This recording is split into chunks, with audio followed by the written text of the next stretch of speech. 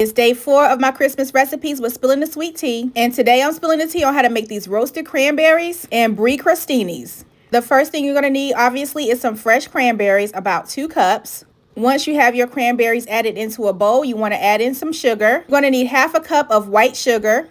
And you're going to also need about 2 tablespoons of balsamic vinegar. This is my first time roasting cranberries. And when I tell you they turned out so good, I feel like the balsamic vinegar is definitely the key.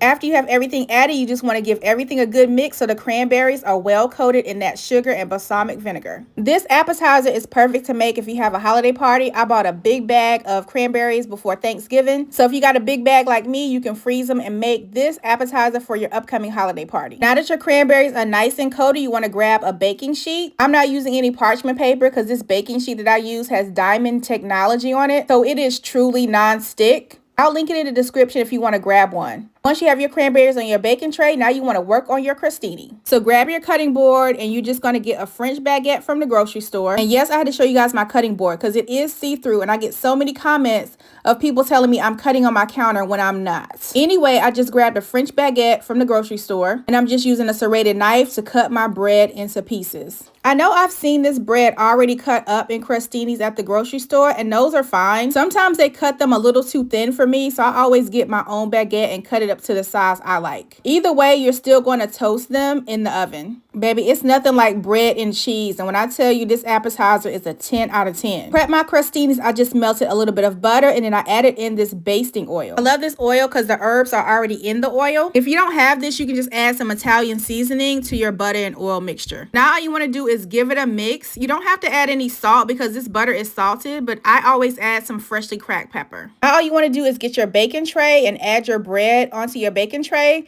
because you're going to add your butter and your oil mixture on top and then toast your bread in the oven until it turns into a crostini. This is also a great appetizer that you can prep ahead. You can prep the crostinis the night before as well as the roasted cranberries. All you want to do now is add that butter and oil mixture to each slice of the bread. I love when my butter and oil is seasoned, okay? When I tell you these crostinis were so good, look at all of those herbs and spices on my bread. For this recipe, I'm using medium Brie cheese. Anytime I'm working with Brie, I always take this rind part off.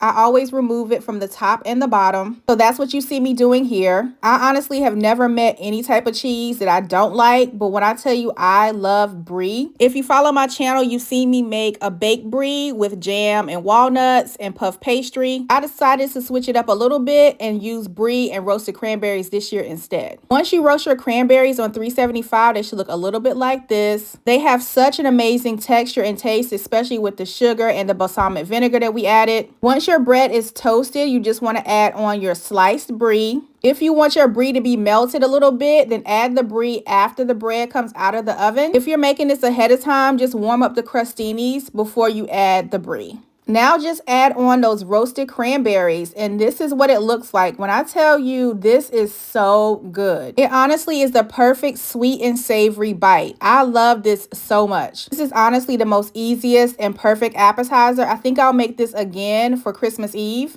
This is optional, but I had some leftover fresh thyme from Thanksgiving, so I just topped my crostinis with some fresh thyme. The fresh thyme really elevated the flavor of the cranberries, and I thought they were a great pairing because it wasn't too overpowering, and I love fresh herbs on anything that I make. And baby, that's it. That's all. You have made an easy and simple holiday appetizer. If you want more holiday recipes, check out my ebook, Home for the Holidays. It includes about 20 of my favorite holiday recipes from cocktails, appetizers, and desserts. I hope you enjoyed this video and thanks for subscribing. These roasted cranberry and Brie crostinis were definitely spilling the sweet tea.